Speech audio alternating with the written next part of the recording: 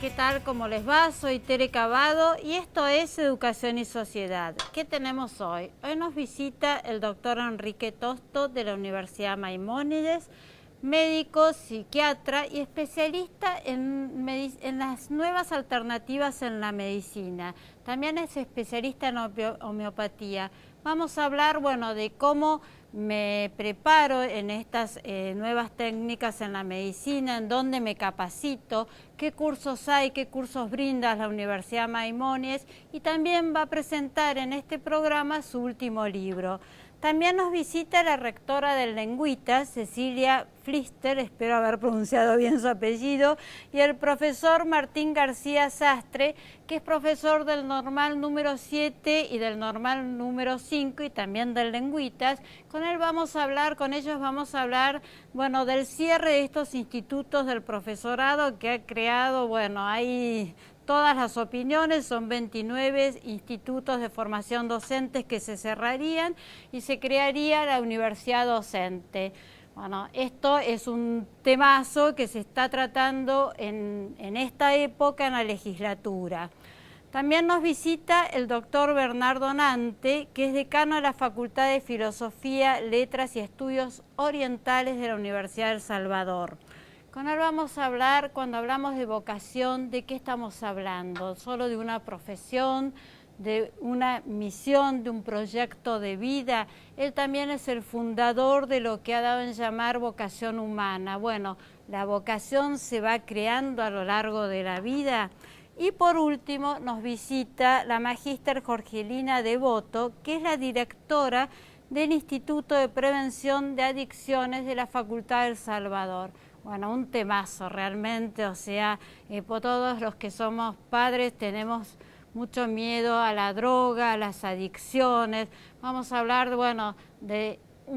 también cómo prevenir las drogas, porque yo no veo realmente campañas de prevención, y también de cómo me capacito en todo esto de las adicciones, si hay drogas nuevas, hay drogas para gente más humilde y drogas para ricos como la cocaína. Bueno, todo eso y mucho, mucho más después de la pausa. Quédate con nosotros.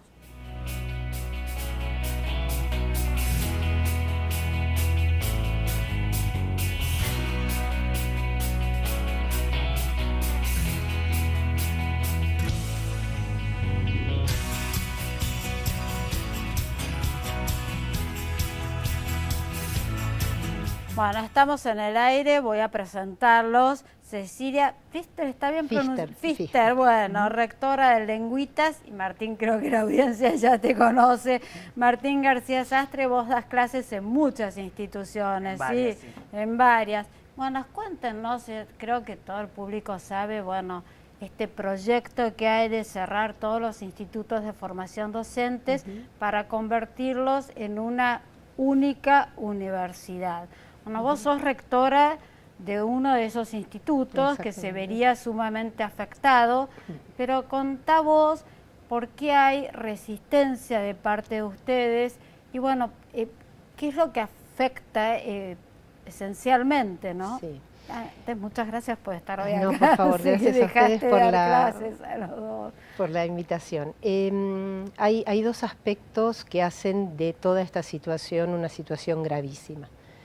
En el caso del Lengüitas, nosotros somos una escuela normal. Al ser una escuela normal, todos nuestros niveles dependen del terciario, pero no solo desde un punto de vista de articulación de los niveles, sino de proyecto escuela, que hace que los lenguas vivas tengamos y nos nutramos del nivel terciario.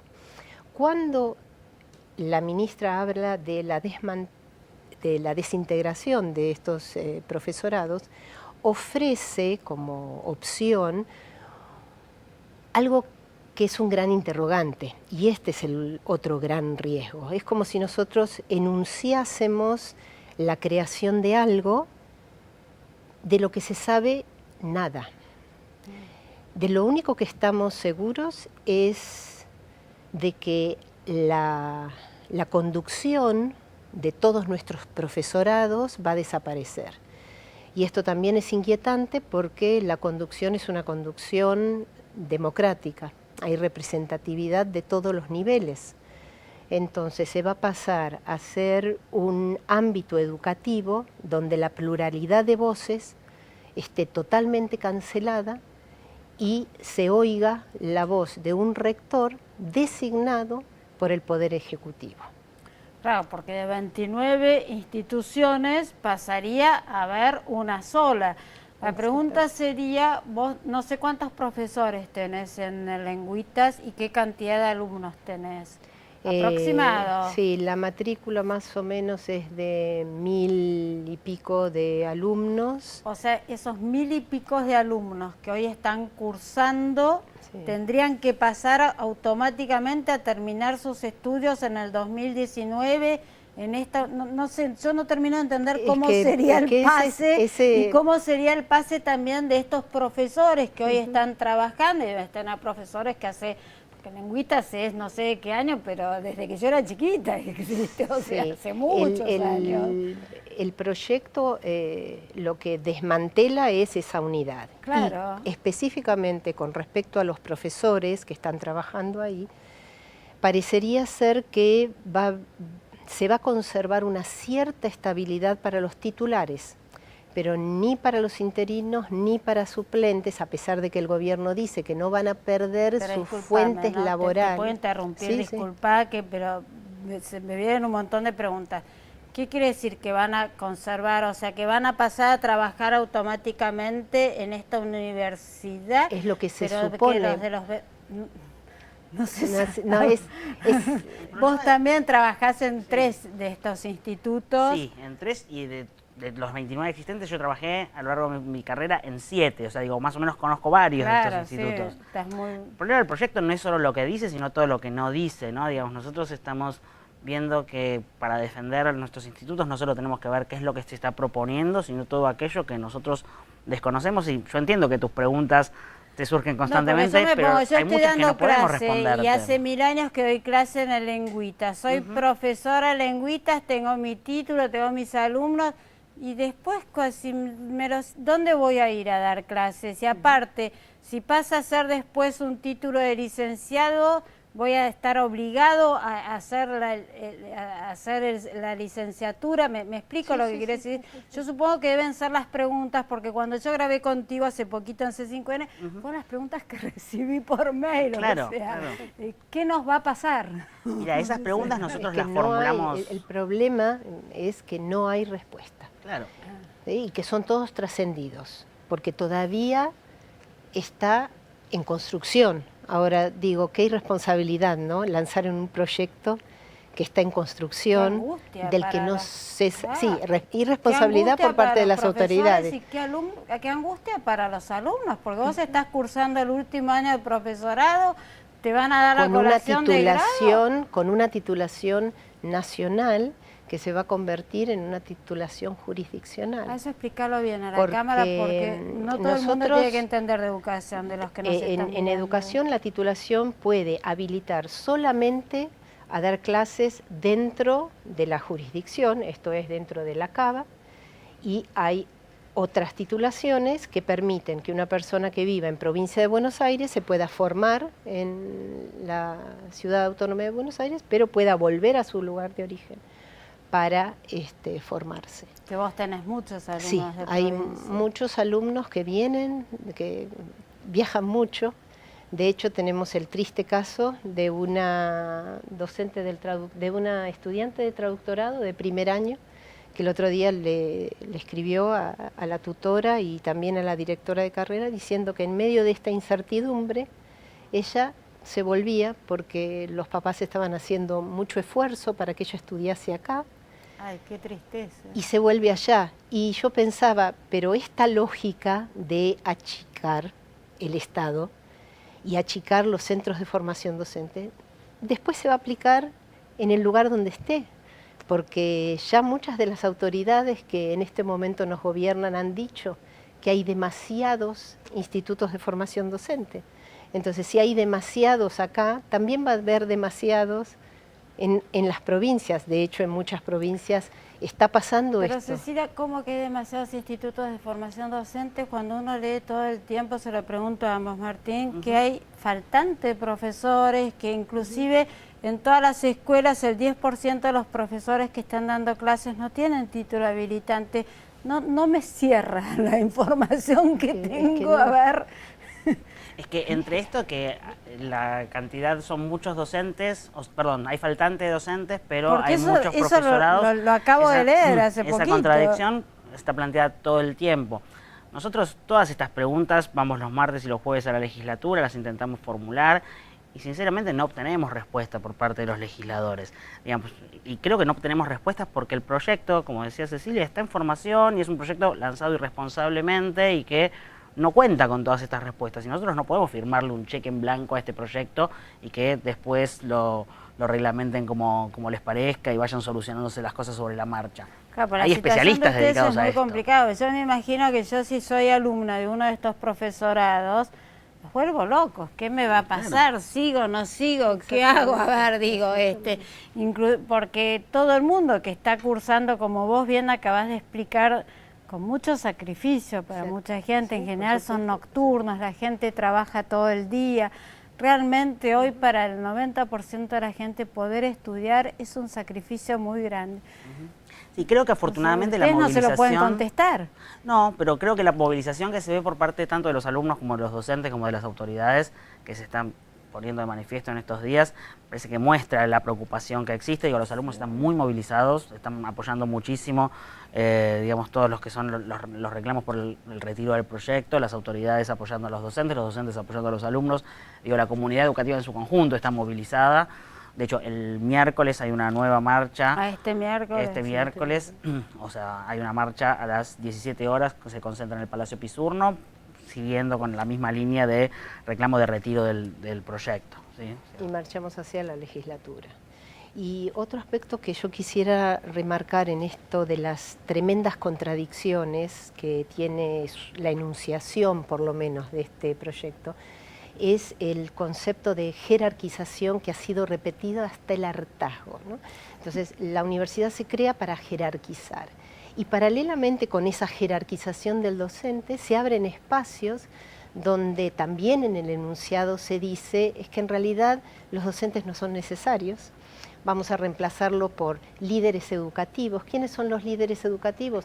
Son alumnos de cuarto y quinto año que van a estar haciendo sus primeras incursiones en el... Los docentes no son necesarios. No, porque como ahora todo es autogestionado, yo lo único que puedo decir se es que están oyendo cosas verdaderamente preocupantes y alarmantes. Cecilia, comparto plenamente, y hay una diferencia terrible entre que te dé una asignatura un profesor que sabe de las materias pedagógicas, sabe comunicar y sabe cómo llegar a ese alumno, a que la de una persona que, o sea, un profesional que sabe muy bien de su materia, pero que no la sabe ni comunicar ni cómo llegar al alumno. La verdad que eso, todos los que hemos tenido un profesor en matemática y un ingeniero dando matemática, que es el caso más común, o sea, a un profesor le entendés, o sea,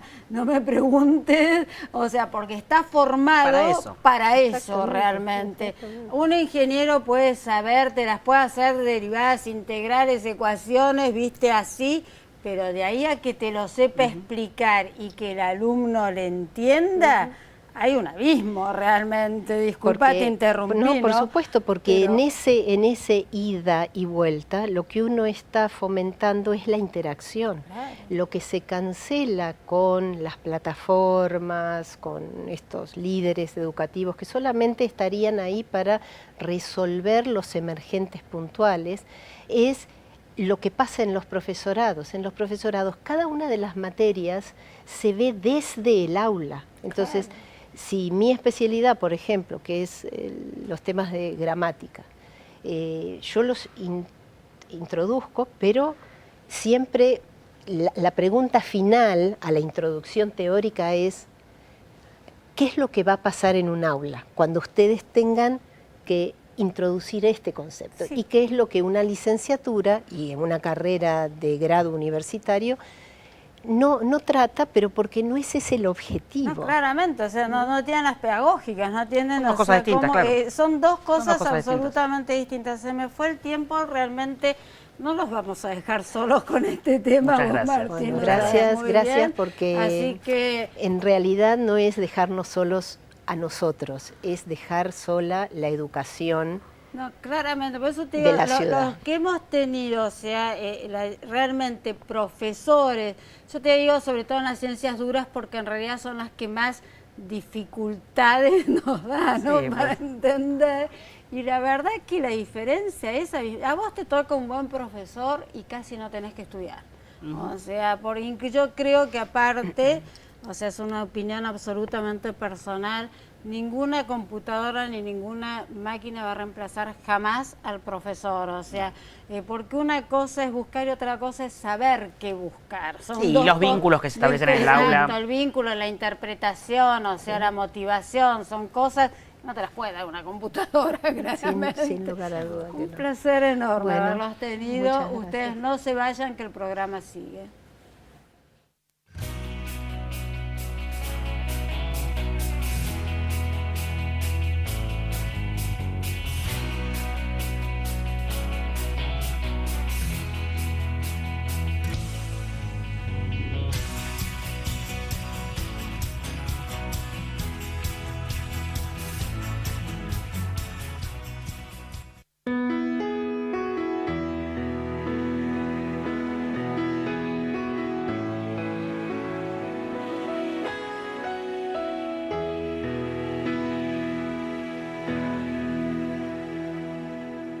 En marzo, congélate con Kennedy Más. Para empezar o terminar tu carrera, la Kennedy tiene el mejor plan universitario para vos. Pagaste con un 30% de descuento y congela la cuota. Inscríbete ya. Kennedy Más, el mejor plan para vos. Aprender es mucho más que estudiar. Universidad Abierta Interamericana. www.uai.edu.ar. El futuro sos vos.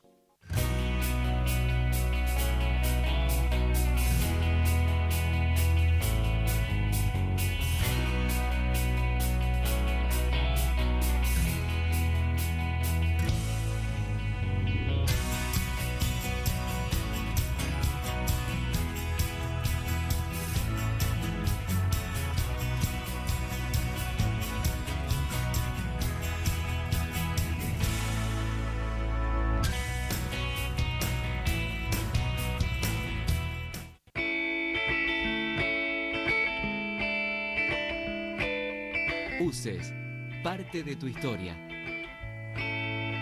La Universidad Católica de Salta te ofrece carreras a distancia para que puedas desarrollarte como profesional desde tu lugar y en tus tiempos. Ingresa a ucasal.edu.ar/distancia o acércate a tu sede más próxima.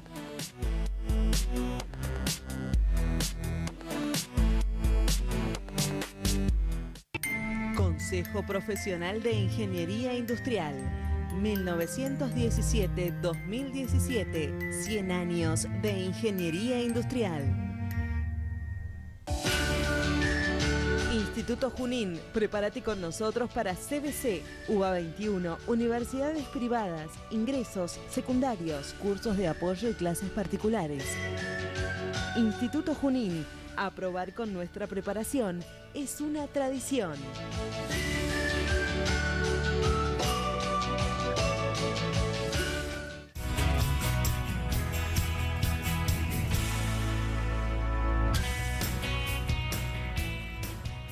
Ana Jorgelina, bienvenida al programa. Hola. Sos la magíster Jorgelina Devoto. Vos estás a cargo del Instituto de Prevención de las Adicciones de USAL, vamos a decir. Así Todos es. la conocen por USAL, USAL. Universidad del Salvador.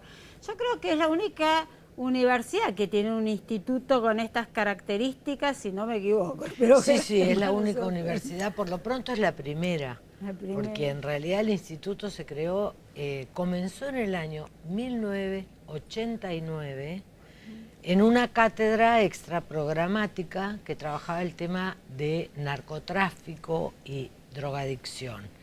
En ese momento pertenecía a la Facultad de Ciencias Jurídicas, digamos. así como el tema de las adicciones se ha ido complejizando en la mirada y en la manera de entenderlo, hace 30 años atrás, dentro de lo que era la Facultad de Ciencias Jurídicas, se empezó a trabajar el tema de la drogadicción y el narcotráfico. En el año 91 se creó el Instituto de Prevención de la Drogadependencia, se llamaba en ese momento. Instituto de Prevención de la Drogadependencia, que tenía como misión trabajar desde el ámbito universitario el tema de las adicciones, estableciendo prioridades sobre en qué trabajar. En primer lugar, formar personas, formar recursos humanos, establecer programas de prevención con estrategias. En esa década había, yo me acuerdo. Sí, de hecho, en el año 91 que se crea el instituto, a partir del 93 se empieza a dictar la maestría, en ese momento también la carrera de técnico en prevención de adicciones y una cantidad de de cursos de actualización, lo que se llamó la formación comunitaria en adicciones. Y entonces se implementó un programa en la provincia de Buenos Aires en ese momento, que se llamó 10.000 líderes, un programa dedicado a la sensibilización y capacitación de la comunidad en la temática de las adicciones, muy enfocado en la prevención. Pues yo me acuerdo que era una campaña, ¿cómo era la campaña de Fleco y Male, por ejemplo. Sí, me acuerdo de la época de los Sol sin drogas. O sea, realmente acá prácticamente no hubo Lo que pasa es que hubo distintos intentos que para el contexto se pensaba que era lo que había que hacer. En realidad siempre hubo una incomprensión respecto a lo que es la prevención. Hace poco a mí me tocó escribir un artículo, ¿no? La gran olvidada la llamamos a la prevención, porque el instituto tuvo dentro de su misión establecer líneas de pensamiento que tuvieran que ver con lo académico, por supuesto, digamos, el rol científico de una institución universitaria, claro, pero que tuviera siempre bajada a la comunidad. De hecho, todos los que estamos allí formamos parte de ese proyecto de trabajo. Yo trabajé hasta el año 2011 en la provincia de Buenos Aires, en el conurbano y en la provincia interior, en la comunidad, simultáneamente con el tratamiento y la asistencia de los problemas de las personas con problemas de adicción.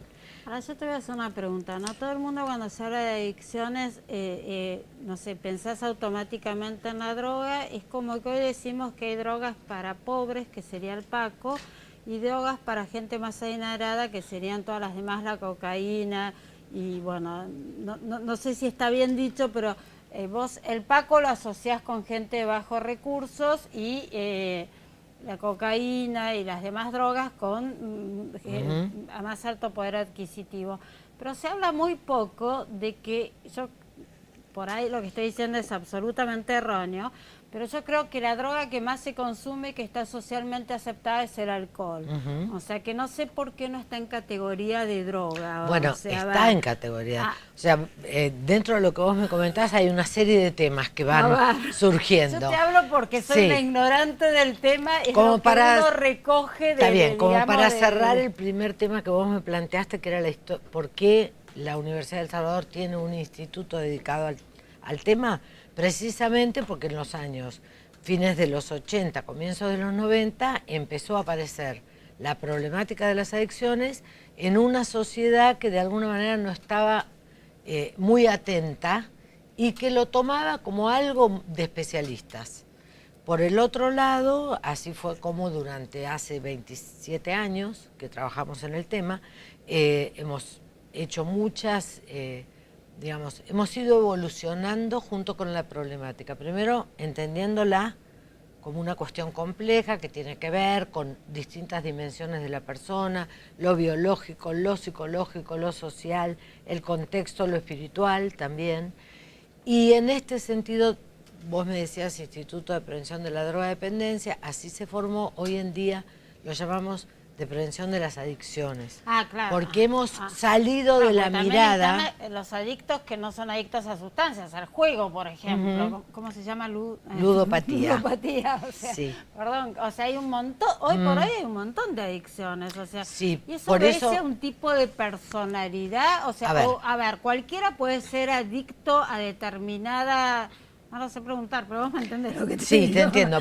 Mira, O sea, en primer lugar, digamos, que la adicción es una conducta y que como tal, con cualquier conducta, responde a muchos Un factores. estímulo A externo. factores genéticos, factores familiares, factores contextuales. Entonces, para que se produzca una conducta adictiva tiene que haber 3 aspectos. La persona, el objeto, que puede ser o no una sustancia, hablamos de drogadependencia, o puede ser una conducta adictiva que no tiene que ver Sí, con obvio. una sustancia, como vos mencionás, las nuevas el juego, las tecnologías, tecnologías, la hay ludopatía. gente que no sé, viste, Ujú. está todo el día. Ahora, eso no se da porque sí, no se da solo entre una persona y un objeto, sino que se da en un contexto. Y en realidad, si vos analizás lo que me estás preguntando, estamos hablando de contextos cambiantes. En un principio se pensaba en la droga, entonces droga-adicción. Hoy en día se habla de adicciones comportamentales, que tienen que ver con las personas y cómo se comportan en su entorno. Ahora, si vos pensás la disponibilidad de alcohol, me preguntaste por qué no se considera, por supuesto que sí se No, considera. te lo pregunté porque yo veo que está como socialmente aceptado. Muy y bien, es la eso droga no más significa que no peligrosa. sea una droga. Ah, O sea, el alcohol es una droga, responde a la definición de la Organización Mundial de la Salud de lo que es una droga. Y por otro lado, si lo miramos desde las causas, el alcoholismo... Produce daños Bueno, irreversibles. si hablamos desde las causas, hablamos de personalidad, hablamos de factores genéticos, hablamos de familia y hablamos de contexto. Si hablamos de las consecuencias, también hablamos consecuencias en lo biológico, en lo psicológico y en lo social. Por eso cuando la gente dice es un tema complejo, parece como que es una palabra que está de moda y punto. No, es un tema No, hipercomplejo. tiene que ver con estos distintos ámbitos en los que se desarrolla esa conducta. Dijimos, el alcohol es una droga, no son drogas las nuevas tecnologías ni los juegos de azar, por ejemplo, pero funcionan con las mismas características en las que la persona dentro de un contexto se va enganchando en esa conducta. Jorge, ya me queda poquito tiempo. Bien. Que te voy a tener claramente que volver a invitar porque me quedan un montón de cosas pendientes. Y otro de los temas que me interesa mucho, pero cortito, contestámelo, se dice que no se cura, que se recupera. O sea, que el adicto es adicto siempre. Bueno, primero que tendríamos que definir qué queremos decir cuando decimos adicto, porque es muy común utilizar la palabra adicto para una persona que en realidad puede ser un experimentador, un usador, un abusador o finalmente un dependiente. Primero que adicto no es todo el mundo que use o consuma una sustancia o una conducta. Y, perdón, me preguntaste por el adicto y digamos, ¿por qué no se recupera? No, Sí no, se recupera. no se cura. Dicen ¿Por qué que no se te- cura? Porque me como recupero. enfermedad ¿La tenés toda la vida? tiene las características de las enfermedades que son crónicas, que son progresivas y que pueden ser terminales. Crónico significa, como otras enfermedades, Toda la vida. que la persona toda la vida se va a tener que cuidar. Te voy a tener que volver a invitar Cuando seguido, quieras, tiempo porque- de otros invitados, pero Está muy bueno, bien. si sos psicólogo y te querés capacitar en adicciones, vos sos Bueno, la directora no del solo si sos instituto. psicóloga, porque nuestra maestría es interdisciplinaria, podés ser de ciencias de la salud, de la educación, ciencias sociales, de la justicia, no es una carrera para psicólogos. Acércate, una capa. No solo Tenés para que volver psicólogos. a venir, Cuando vos quieras. claramente. Ustedes no Muy se bien. vayan, que el programa sigue.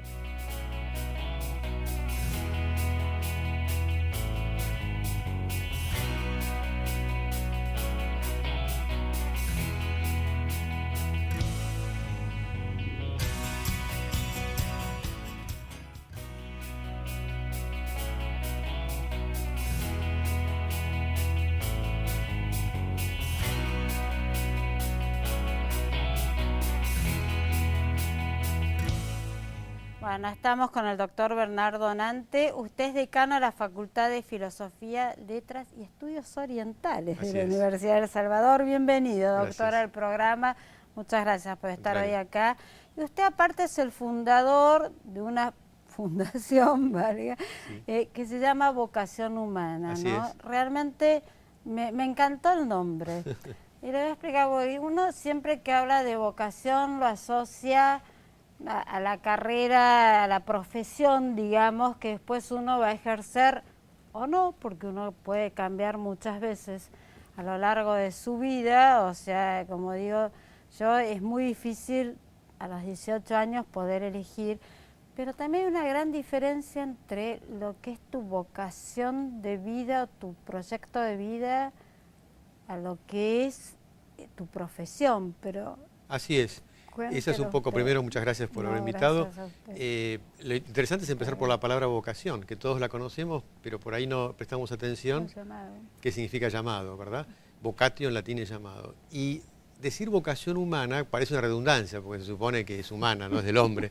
Pero la diferencia es que es la vocación que consiste en descubrir y desarrollar, que no es de una vez para siempre, es toda la vida, quién soy y para qué estoy. Desde luego que no es que uno lo descubre una vez, pero es un camino de vida, es decir, que incluye por supuesto lo profesional, que incluye lo personal, que incluye lo social, pero sin duda que tiene que ver con el sentido de la vida. Y por lo tanto, en última instancia, tiene algo de espiritual. Entonces, por supuesto, esencialmente es espiritual.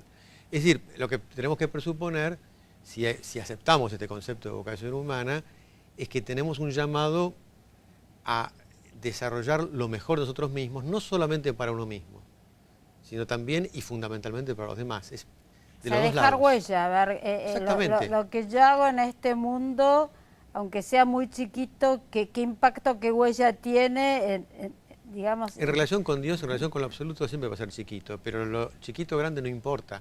Lo importante es que cada uno tiene que tocar la nota que tiene que tocar y tocarla lo mejor posible, porque cuando la toco bien, la toco para mí y para los demás.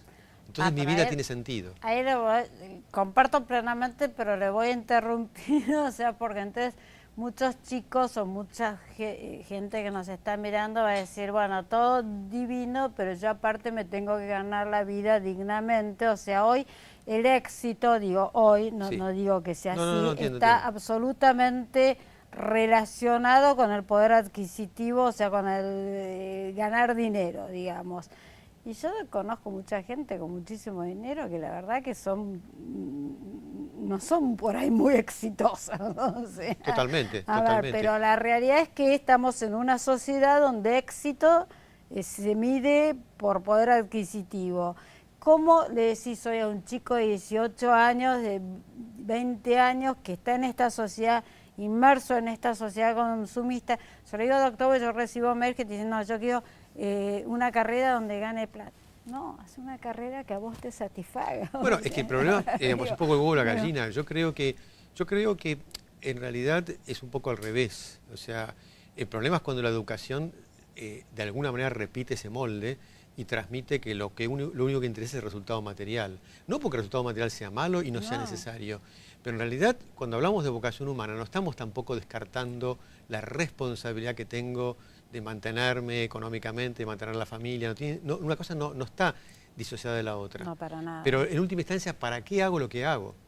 O sea, ¿cuál es desde luego que la persona que tiene muchos límites materiales se va a ver constreñida a enfrentar eso, digamos, ¿no? Si no tengo para comer, tengo que ocuparme de eso.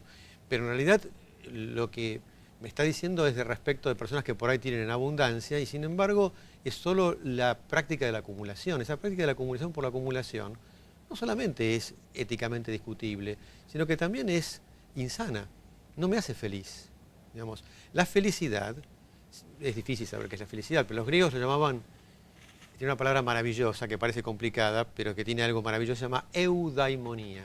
Eu es bueno, y daimonía viene de daimon, que en aquella época es más o menos como un ángel, digamos, como un espíritu superior. La felicidad consiste en seguir esa guía superior. Eso es lo que me hace feliz. No significa que va a ser fácil. No significa que... Pero mi vida tiene sentido. Y el problema es por qué mucha gente tiene mucho y es infeliz. La felicidad es difícil, desde luego, no es que, digo, no estoy diciendo... Son como pequeños momentos. Seguro, no estoy dando fórmula de felicidad, por favor. No. Pero quiero decir que aunque yo pase momentos de dolor y sufrimiento, porque la vida siempre tiene eso, si lo que estoy haciendo tiene sentido, entonces es diferente. Sí, el camino para llegar a donde quiero, si lo estás disfrutando, exactamente, es una maravilla. Tiene que ver con el camino. No, y aparte porque en realidad lo que pasa es que estamos en una sociedad donde todo es aquí y ahora, y a veces para llegar a donde uno quiere, el camino es largo y te tropezás con muchas piedras. Seguro, o sea, seguro. Digo, pero lo que pasa es que hay que saber llevarlas. Pero si soy consecuente con mi llamado, ya en el momento presente, mi vida la miro de otra manera, la veo de otra manera, aunque sea difícil, ¿se entiende? Es un poco el tema del camino y el resultado. De luego que lo bueno es siempre tener un buen resultado, no es que uno tiene que buscar buenos resultados, pero si el camino es gozoso, si tiene sentido, o sea, o gozoso digo porque tiene sentido lo que estoy haciendo, aunque sea difícil. No, lo entiendo, porque claramente, o sea, para llegar a un objetivo siempre, o sea, vas a tener obstáculos. Por supuesto, o sea, por aparte, y resistencias internas, externas. La vida es fácil nunca, No. a ver, y si te dicen, y toda esa gente que supuestamente tiene vidas perfectas, o sea, la foto, la película seguramente es otra, ¿no? Totalmente. O sea, porque nadie nos ha dicho que todo nos va a salir de maravilla siempre. Es una utopía, doctora. ¿No? Eso yo creo. Pero por eso no tiene que ver con el resultado, tiene que ver con que el primer resultado es el buen camino. Y esa es la virtud, es el concepto de virtud, es ese. Lo que pasa que usted lo acaba de decir, el primer resultado es elegir el buen camino, ese que me va a hacer feliz y que le da un sentido a mi vida. Pero muchas veces no es tan fácil saber cuál es el camino que tengo que escoger, porque siempre hay muchos atajos y generalmente los atajos se ven como atractivos. No sé si es claro lo que quiero decir. Totalmente. O sea, es que esto de la vocación humana no apela a hacer lo que se me da la gana, ¿eh? No es lo que quiero. Siempre en un marco, la vida siempre está en un marco. Tampoco es seguir un deber ciego que se me impone de afuera, es algo más profundo que tiene que ver con lo que mi profundidad verdaderamente quiere y debe al mismo tiempo. Pero para eso tenés que conocerte mucho a vos mismo. Y eso es el punto que yo no sé si hoy la gente se conoce, hablo la gente, los chicos, ¿no? O sea, yo trabajo con jóvenes. Pues se supone que un adulto ya se conoce a sí mismo. Es que yo dudo de eso. Yo creo que, a ver, perdón, pero vamos a Sócrates, que es uno de los fundadores de Occidente, se debatía enseñando a jóvenes y los padres no estaban muy contentos, ¿no? ¿Y qué es lo que enseñaba? Conócete a ti mismo. ¿Pero qué decía él? Conócete a ti mismo en griego es conoce tu autos, tu sí mismo, tu profundidad. ¿Y qué decía además? ¿Cómo hacerlo? Él decía cuídate a ti mismo.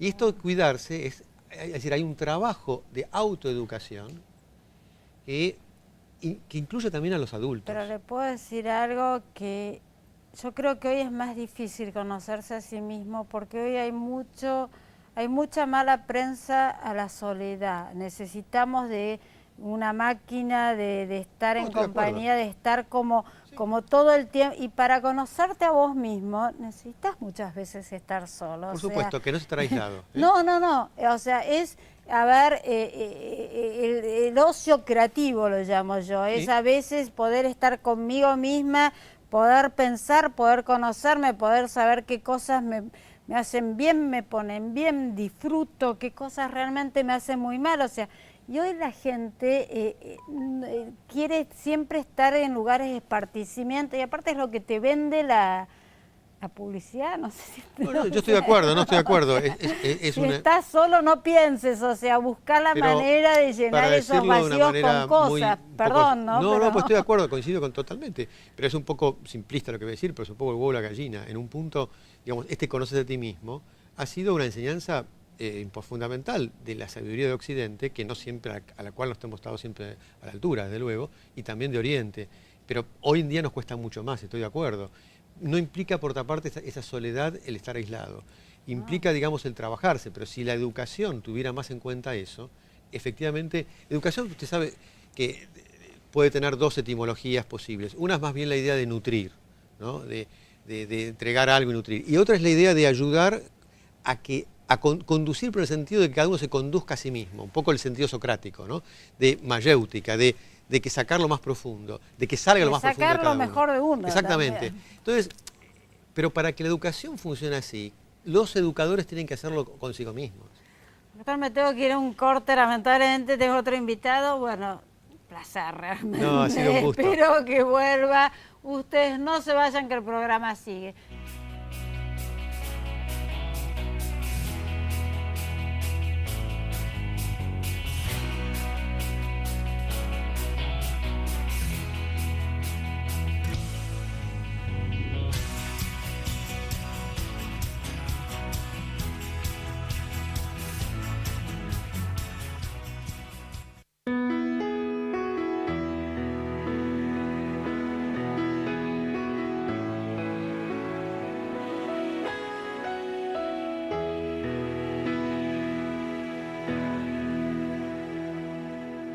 En marzo, congélate con Kennedy Más. Para empezar o terminar tu carrera, la Kennedy tiene el mejor plan universitario para vos. Pagá hasta con un 30% de descuento y congela la cuota. Inscríbete ya. Kennedy Más, el mejor plan para vos. Aprender es mucho más que estudiar. Universidad Abierta Interamericana. www.uay.edu.ar. El futuro sos vos.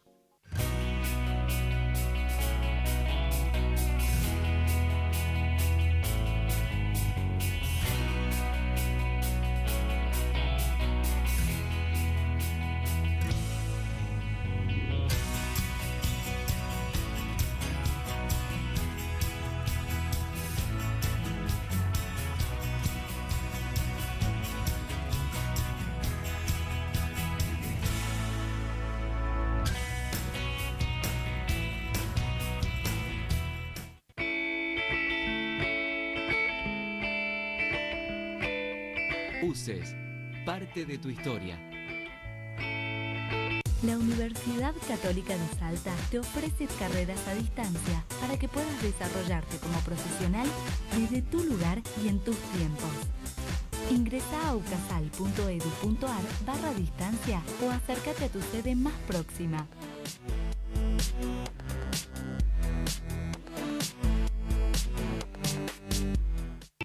Consejo Profesional de Ingeniería Industrial, 1917-2017, 100 años de Ingeniería Industrial.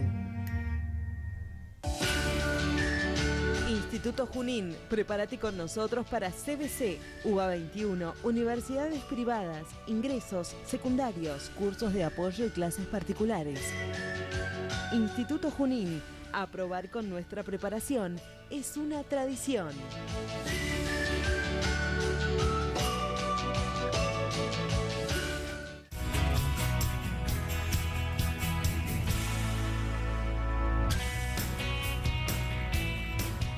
Bueno, y ahora estamos con el doctor Enrique Tosto. ¿Qué es esto, Enrique? ¿Cómo está? Tanto tiempo. Tanto tiempo, sí. Unos 4 meses. Más o menos, desde el año pasado que no nos visitabas. Bueno, vos sos médico, psiquiatra, especialista en homeopatía, especialista en todas, podemos decir, las medicinas alternativas. O sea, ¿está bien llamado así? En realidad ya el psicoanálisis ha pasado a ser una medicina muy reconocida, que por ahí se emplee menos en este momento, por esto que comentabas antes del tema de la velocidad y todo eso, pero no hay otra forma de ver al sujeto más importante hasta el momento que sea la del psicoanálisis. Sí. Pero vos me estabas contando que ustedes en la Universidad Maimónides, porque vos sos profesor de la Universidad Maimónides, acaban de inaugurar un departamento de medicina integrativa. Sí.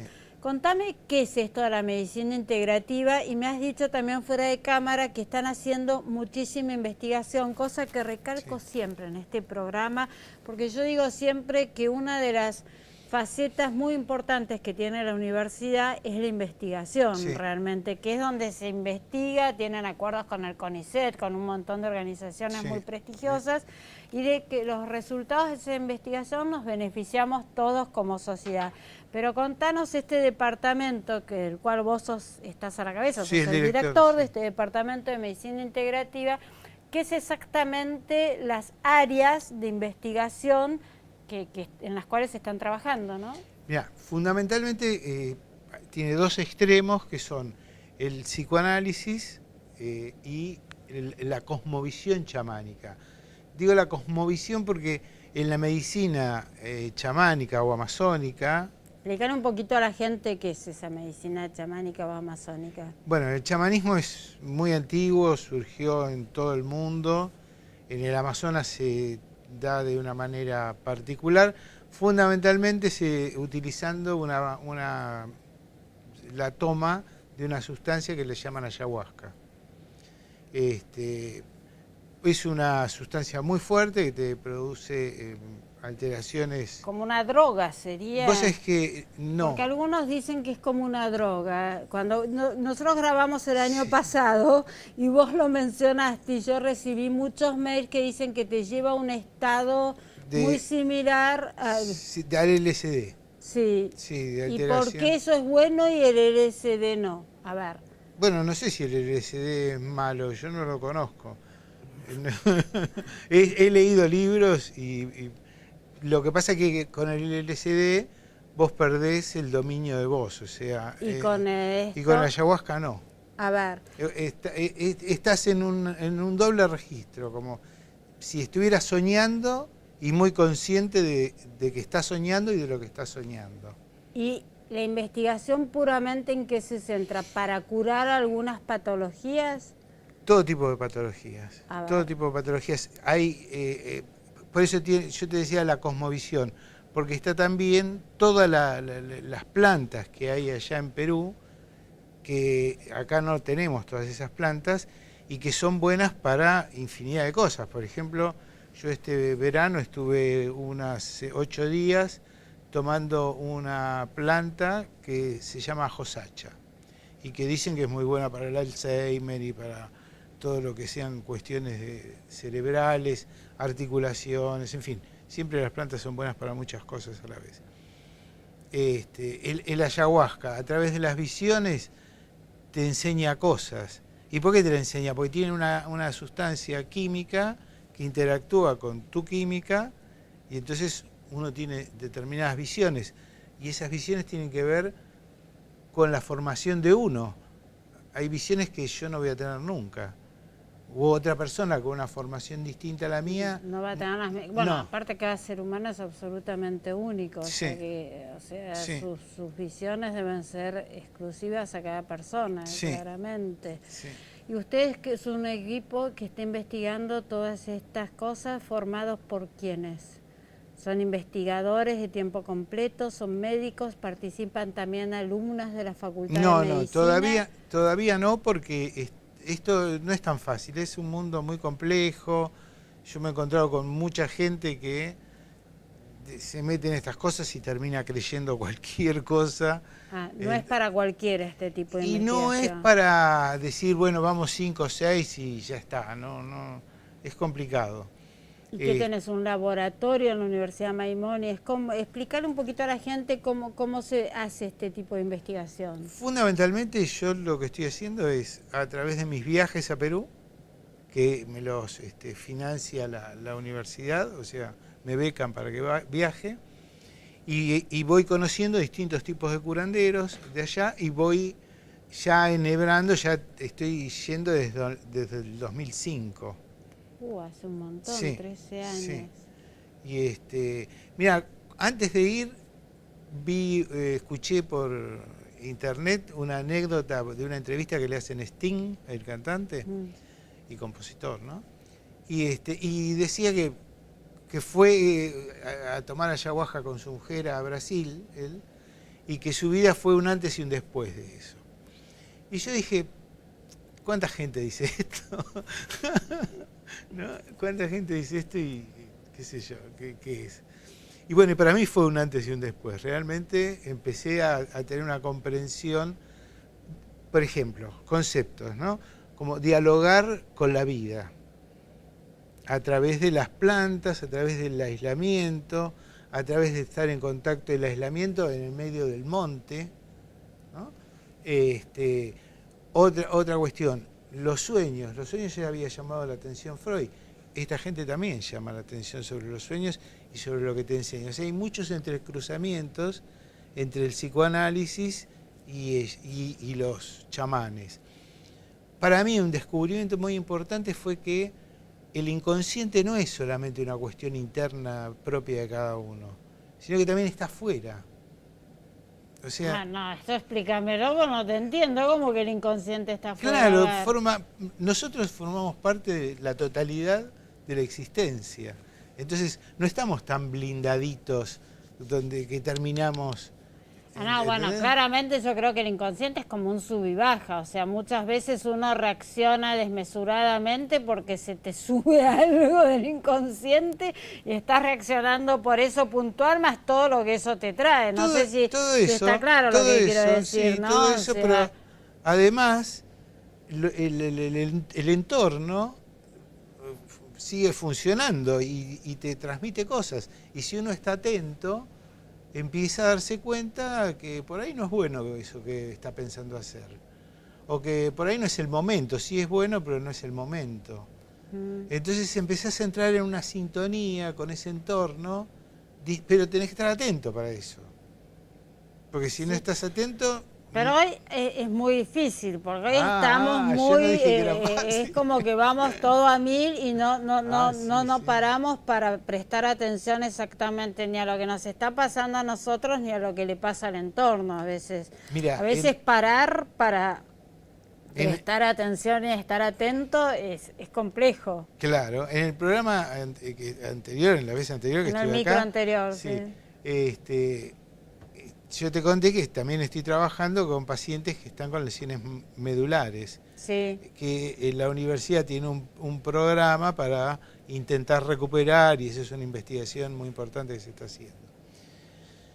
El libro que te traje aquella vez tenía que ver con, en él yo hago todo un desarrollo teórico y después 7 historias de 7 pacientes, que por supuesto tiene todas las cuestiones de mantener el anonimato de la persona y todos los cuidados esos. Pero en todos aparecen que tuvieron muchas señales de que si paraba, que tenían que parar. Y no las escucharon y después tuvieron problemas en médula complejo. Me están haciendo señas.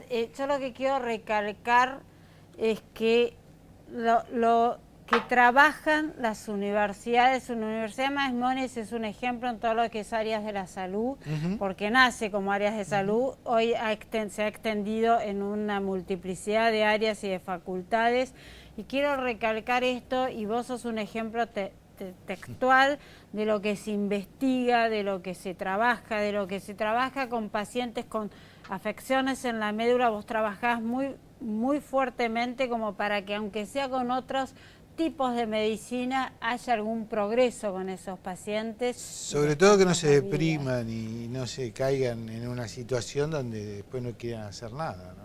Yo solo me queda felicitarte, porque realmente es un trabajo muy arduo y que lleva mucho tiempo, y estamos viviendo, o sea, ese es el tema de las investigaciones, ¿no? Que estamos viviendo en una era donde todo tiene que ser inmediato y no se investiga, o sea, las investigaciones llevan mucho. Hay que investigar. Claro, pero lleva mucho tiempo, o sea, y sobre todo hay que tener, lleva mucho tiempo y mucha paciencia. Hay que tener formaciones muy sólidas, porque si no, enseguida aparece el pensamiento mágico, claro, y ahí nos perdemos. Placer. Bueno, un placer gracias haberlos tenido ustedes atrás de esa pantalla. Nos vemos la semana que viene, si Dios quiere, acá en Educación y Sociedad. Buena semana para todos.